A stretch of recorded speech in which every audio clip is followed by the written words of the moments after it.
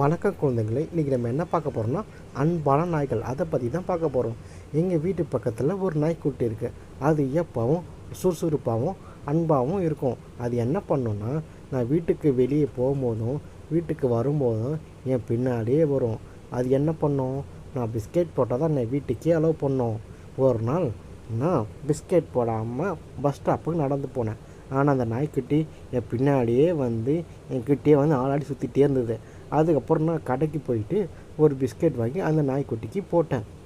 அதுக்கப்புறம் அந்த நாய்க்குட்டி பிஸ்கெட் சாப்பிட்டுட்டு பொறுமையாக நான் பஸ் ஏறினதும் அது வீட்டுக்கு திரும்பி போயிடுச்சு.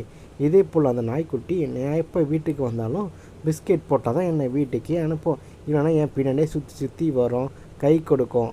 இதே போல் டெய்லியும் அந்த நாய்க்குட்டி பண்ணோம். சப்போஸ் நான் ஒரு நாள் வரல, எங்கன்னா வெளியே போயிருந்தேன்னா என் வீட்டுக்கு மேலே மொட்டை மாடியில் வந்து படுத்துக்கும். நான் எப்போ வருவேன்னு பார்த்துட்டு என் பின்னாடியே ஓடி வரும்.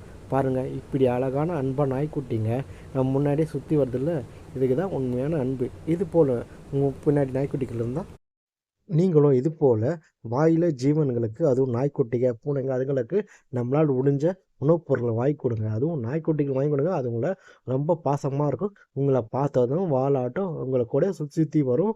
அதுவும் அது கை கொடுக்கும் பாருங்கள், சூப்பராக இருக்கும். இந்த நாய்க்குட்டிக்கு பிஸ்கட் வாங்கி போடுறத பார்த்து மற்ற நாய்க்குட்டியும் அது பின்னாடியே வந்துச்சு. சரி, என்னடா இது சொல்லிட்டு மற்ற நாய்க்குட்டியும் பிஸ்கட் வாங்கி கொடுத்தேன்.